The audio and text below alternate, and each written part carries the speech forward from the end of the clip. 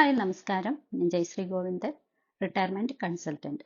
ഇനി ഇന്നത്തെ ഒരു പുതിയ കാര്യം എന്ന് പറയുന്നത് ഇന്നത്തെ ലോകത്തിനനുസരിച്ചിട്ട് പുതിയ ഒരു ഫിനാൻഷ്യൽ റൂൾ നമ്മൾ അനുസരിക്കേണ്ടത് അത്യാവശ്യമാണ്.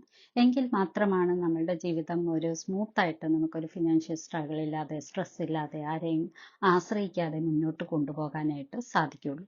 അപ്പോൾ പുതിയ ഫിനാൻഷ്യൽ റൂൾ അനുസരിച്ചിട്ട് എന്താണ് നമ്മൾ ചെയ്യേണ്ടത് എന്നുള്ളതാണ് ഇന്ന് ഞാൻ പറയുന്നത്. പുതിയ ഫിനാൻഷ്യൽ റൂൾ അനുസരിച്ച് നമ്മളിപ്പോൾ ഒരു സേവിങ്സ് ഒക്കെ ചിലപ്പോൾ നടത്തുന്നുണ്ടാവാം. ആ ഒരു സേവിങ്സ് നമ്മൾ 20% എങ്കിലും ഇൻക്രീസ് ചെയ്യുക എന്നുള്ളതാണ് ആദ്യം ചെയ്യേണ്ട കാര്യം. പിന്നെ നമ്മളുടെ ഒരു മന്ത്ലി ഇൻകത്തിൻ്റെ ഒരു 30% നമ്മൾ എപ്പോഴും നമ്മുടെ സേവിങ്സ് ആയിട്ട് മാറ്റി വെക്കേണ്ടതുണ്ട്. അപ്പോൾ നമുക്ക് ഒരു ഫിനാൻഷ്യൽ റൂൾ എന്ന് ഞാൻ മുമ്പ് ഒരു വീഡിയോയിൽ പറഞ്ഞിട്ടുണ്ട്. നമുക്ക് കിട്ടുന്ന ഇൻകത്തിൽ നിന്നും നമ്മൾ സേവ് ചെയ്തതിന് ശേഷം ബാക്കിയുള്ള എമൗണ്ട് മാത്രം നമ്മൾ എക്സ്പെൻസ് ചെയ്യാനായിട്ട് നോക്കുക എന്നുള്ളത്. നേരെ മറിച്ചാണ് ആളുകളെല്ലാം ചെയ്യുന്നത്. ഇൻകം കിട്ടിയാൽ അതിൽ നിന്ന് മുഴുവനും എക്സ്പെൻസ് ആക്കുക, എന്നിട്ട് മിച്ചം ഉണ്ടെങ്കിൽ സേവ് ചെയ്യാമെന്ന് ഉദ്ദേശിക്കുന്നു. അതുകൊണ്ടാണ് പലർക്കും ഫിനാൻഷ്യൽ സ്ട്രഗിൾ ഉണ്ടാകുന്നതും മറ്റുള്ളവരെ ആശ്രയിക്കേണ്ടി വരുന്നത്. അപ്പോൾ നമ്മൾ തീർച്ചയായിട്ടും നമ്മുടെ മന്ത്ലി ഇൻകത്തിൻ്റെ ഒരു 30% എല്ലാ മാസവും സേവ് ചെയ്യാനായിട്ട് ശ്രദ്ധിക്കുക.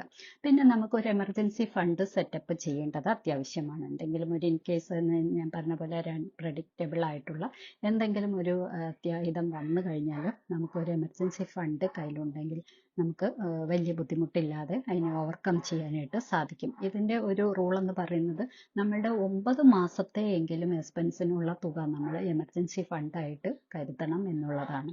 അപ്പോൾ എന്തെങ്കിലും ഒരു ഡിസബിലിറ്റിയോ അങ്ങനെ എന്തെങ്കിലും സംഭവിച്ചു പോയാൽ, അല്ലെങ്കിൽ നമ്മുടെ ജോബ് നഷ്ടപ്പെടുകയോ ഒക്കെ ചെയ്തു കഴിഞ്ഞാലും ഒരു 9 മാസത്തേക്കുള്ള എക്സ്പെൻസിനുള്ള തുക നമ്മുടെ കയ്യിൽ എപ്പോഴും എമർജൻസി ഫണ്ടായിട്ട് ഉണ്ടായിരിക്കും.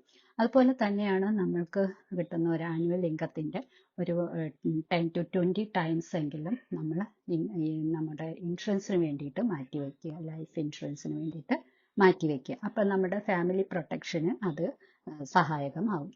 അതുപോലെ ഒരു മിനിമം ഒരു 10 ലക്ഷത്തിൻ്റെ എങ്കിലും ഹെൽത്ത് ഇൻഷുറൻസ് എടുത്തു വയ്ക്കുക. ഹെൽത്ത് ഇൻഷുറൻസ് എടുക്കണമെങ്കിൽ എപ്പോഴും ഹെൽത്ത് ഉള്ളപ്പോൾ എടുക്കുക. കാരണം ഒരു ഹെൽത്ത് ഇഷ്യൂസ് വന്നു കഴിഞ്ഞാൽ ഒരു ഇൻഷുറൻസ് കിട്ടാനായിട്ട് ഭയങ്കര ബുദ്ധിമുട്ടായിരിക്കും. അതുകൊണ്ട് തന്നെ ഇത്തരം കാര്യങ്ങൾ നമ്മളൊന്ന് ശ്രദ്ധിക്കുക. എല്ലാ മാസവും നമ്മളൊരു 30% ഇൻകത്തിൻ്റെ ഒരു 30% സേവ് ചെയ്യുക. നമുക്കൊരു എമർജൻസി ഫണ്ടിന് വേണ്ടി നമ്മൾ സേവ് ചെയ്യുക. അതുപോലെ ലൈഫ് ഇൻഷുറൻസ് എടുക്കുക. എല്ലാ മാസവും ലൈഫ് ഇൻഷുറൻസ് എടുക്കുക എന്നല്ല കേട്ടോ. ഇൻകത്തിൻ്റെ ഒരു ലൈഫ് ഇൻഷുറൻസ് നമ്മൾ എടുക്കണം.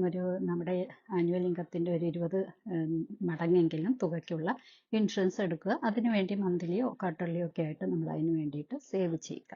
അതുപോലെ തന്നെ ഹെൽത്ത് ഇൻഷുറൻസ് എടുക്കുക. ഇത്തരം കാര്യങ്ങൾ ചെയ്തു വെച്ചാൽ തന്നെ ഒരാളുടെ ജീവിതം നല്ല രീതിയിൽ മുന്നോട്ട് കൊണ്ടുപോകാനായിട്ട്, അതായത് ഫിനാൻഷ്യൽ സ്ട്രഗിൾ ഇല്ലാതെ മുന്നോട്ട് കൊണ്ടുപോകാനായിട്ട് സാധിക്കുന്നതാണ്.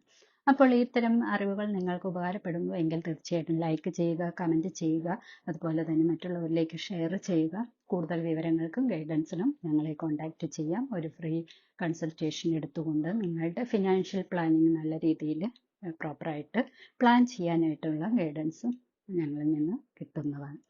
ഓക്കെ, അപ്പോൾ അടുത്തൊരു വീഡിയോയിൽ കാണും വരെ ടേക്ക് കെയർ. ബൈ.